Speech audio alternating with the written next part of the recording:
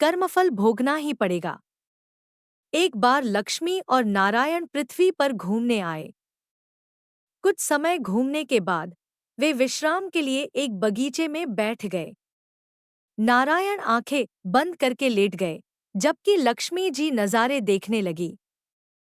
थोड़ी देर बाद उन्होंने देखा कि एक व्यक्ति शराब के नशे में धुत गाना गाते हुए जा रहा था।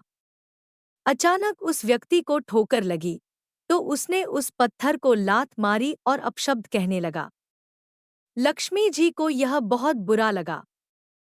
अचानक उस व्यक्ति की ठोकरों से वह पत्थर हट गया और वहां से एक पोटली निकली। उस शराबी ने पोटली उठाकर देखा तो उसमें हीरे जवाहरात भरे थे। वह खुशी से नाचने लगा और पोटली को उठाकर चलता बना। लक्ष्मी जी हैरान हो गई। उन्होंने पाया कि यह व्यक्ति बहुत झूठा, चोर और शराबी है। वह सारे गलत काम करता है। फिर भी उसे भगवान ने कृपा क्यों दी, यह समझ में नहीं आया।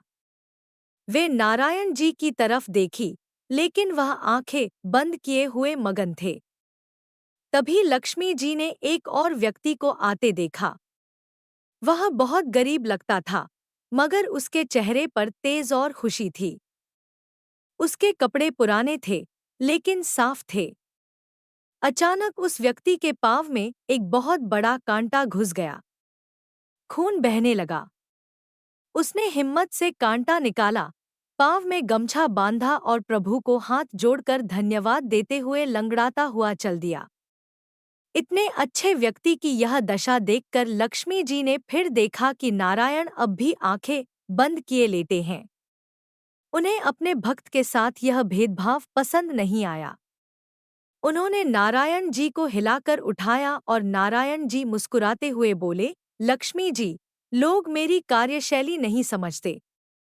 मैं किसी को दुख या सुख नहीं देता, यह तो इंसान अपनी करनी से पाता है। नारायण जी ने फिर समझाया, मैं एक अकाउंटेंट हूँ। मैं सिर्फ हिसाब रखता हूँ कि किसको, किस कर्म के लिए, कब और किस जन्म में अपने पाप या पुण्य के अनुसार क्या फल मिलेगा। जो अधर्मी व्यक्ति सोने की पोटली ले गया, दरअसल उसे इस जन्म में पूर्व जन्म के सुकर्मों के कारण पूरा राज्य मिलना था। लेकिन उसने इस जन्म में इतने विकर्म किए कि राज्य का खजाना घटकर सिर्फ एक पोटली सोना रह गया। वहीं उस अच्छे व्यक्ति ने इस जन्म में पुण्य किए थे, लेकिन उसने पूर्व जन्म में पाप किए थे। इस कारण आज उसे शूली पर चढ़ने का दंड मिलना था, लेकिन उसके पुण्य कर्मों के कारण शूली एक कांटे में बदल गया। अर्थात ज्ञानी को कांटा चुभे तो उसे कष्ट होता है, लेकिन वह दुखी नहीं होता।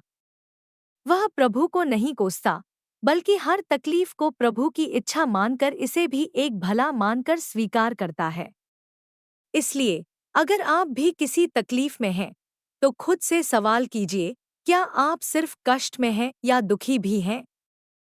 सच्चे दिल से प्रभु पर विश्वास करने से आपकी आधी सजा माफ हो जाती है और बाकी कष्ट सहने की ताकत और मार्गदर्शन परमात्मा आपको खुशी खुशी देते हैं।